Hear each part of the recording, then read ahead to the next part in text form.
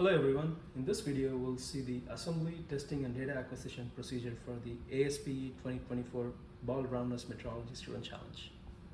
So this is how the PI air bearing spindle that you will receive will look like. You will receive it with, it's being mounted on a aluminum ring on the bottom and on the top, and also this clamping will look different.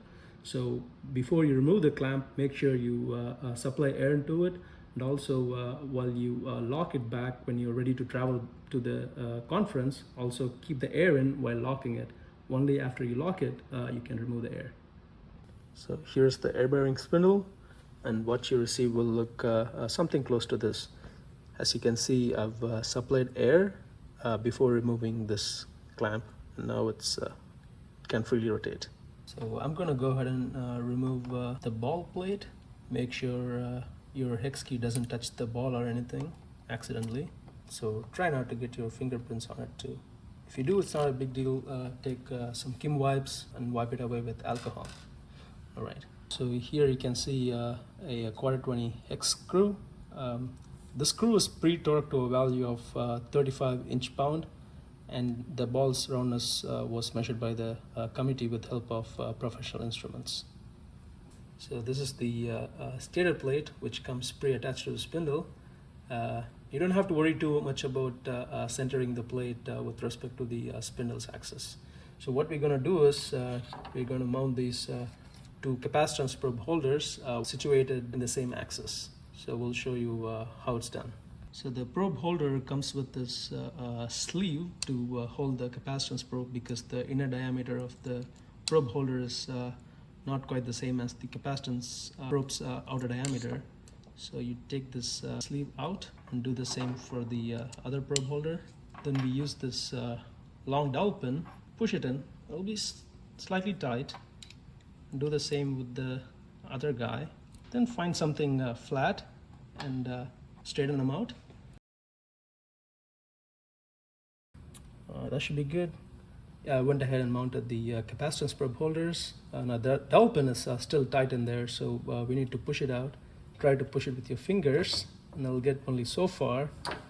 After a while, you have to take the hex key, hold the spindle well, and push against the dowel pin. Let's go ahead and put the ball back on.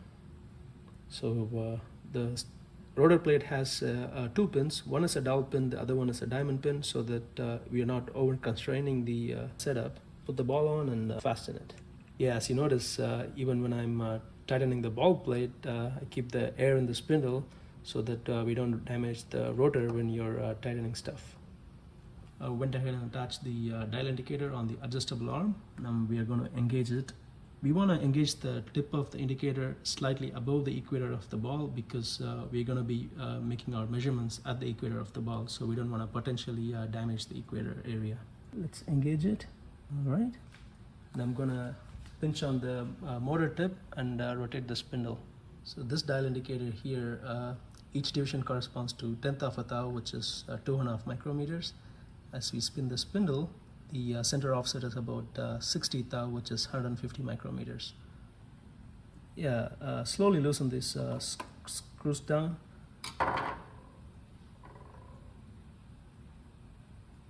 Still about 60 thou.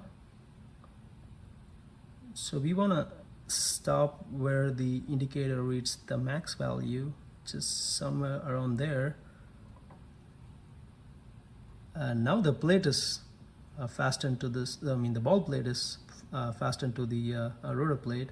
So we gently tap this so that the indicator will move counterclockwise. So now we go rotation of 2 thou.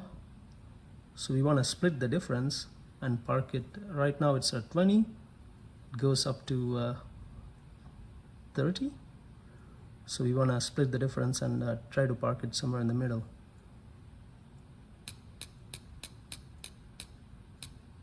All right.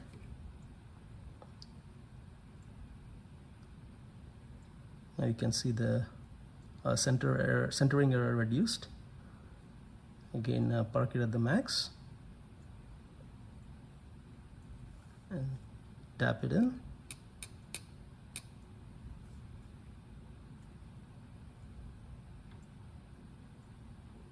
I would say that's pretty damn good.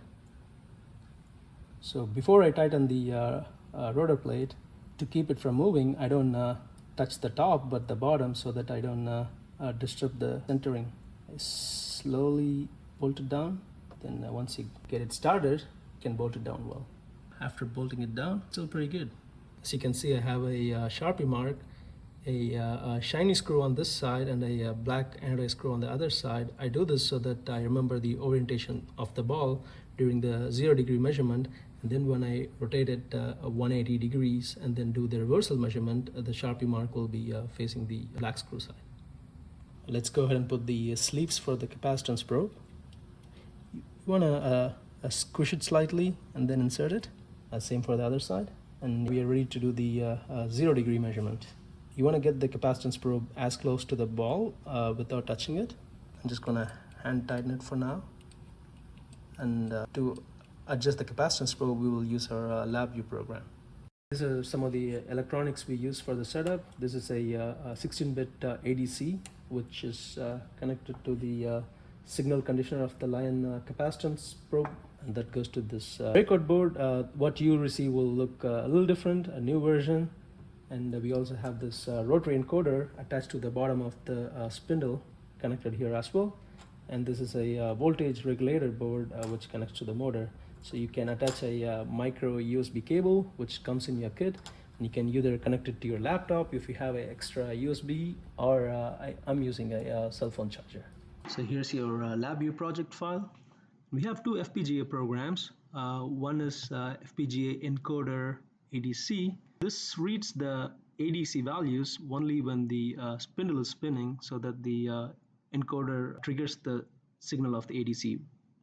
We will use this during the full measurement, and we'll also use this real-time program during the full measurement.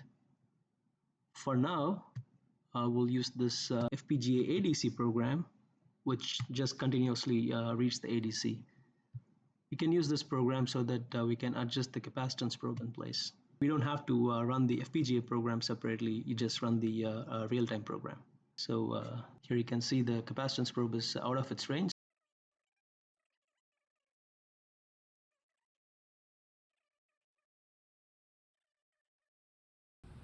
The motor spins, you can see that the capacitance probe reads about 10 microns, 10 micrometers peak to valley, but you can see the dial indicator is barely moving. If it's really measuring it correctly, it should move 10 divisions. So I think it's just not a great dial indicator. It gets you close so that you can put the capacitance probe, and the off-axis rotation will be less than the 50 micrometer range that the probe has, but this can only get you so far. Right, let's stop this program and open the other program which reads both the capacitance probe and the encoder. This program will save data only when the spindle spins, and the location it will save is here. The data can be accessed using the IP address of the MyRio. The data gets stored in the real-time computer's memory. Let's run the program. It's not collecting any data yet because the spindle is not spinning. As we spin the spindle, you can see this is the encoder readings and this is the capacitance probe readings. Let's let it run for 10 rotations. That's good enough. Stop the program. You can stop the spindle if you would like. So here's how we access the data. This is the default IP address of the MyRio/files. When you try to access it, it'll ask you for sign-in information. Type admin, leave the password empty, go to temp, simply right-click and save link as. I'm just going to save it to my desktop.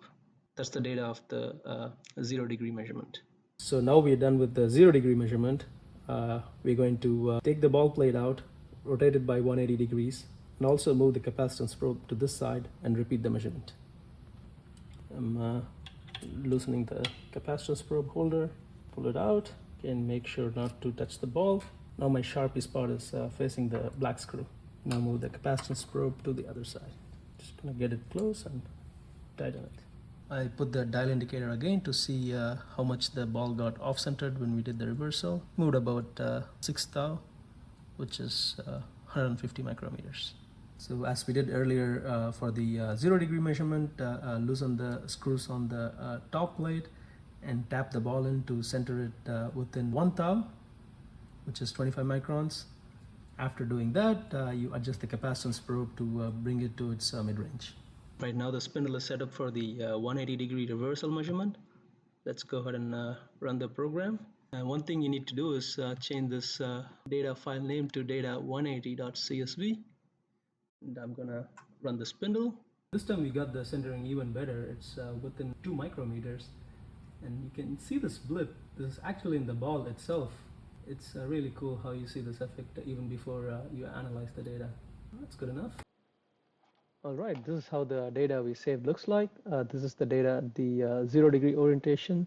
There's a small bug in the program which stores this data in the first place, the first data point, which is from the previous run. So ignore this. And this bug is not present in the 180-degree measurement. So keep this in mind. And I went ahead and analyzed the data using MATLAB. And you're welcome to use any software you would like. And so this is the measurement at 0 degree where we had 10 micrometers of off-center rotation. And this is the reversal data, which was better. And I fit a sine wave to these two data and then removed it to show it here. This combines both the ball and the spindle measurements.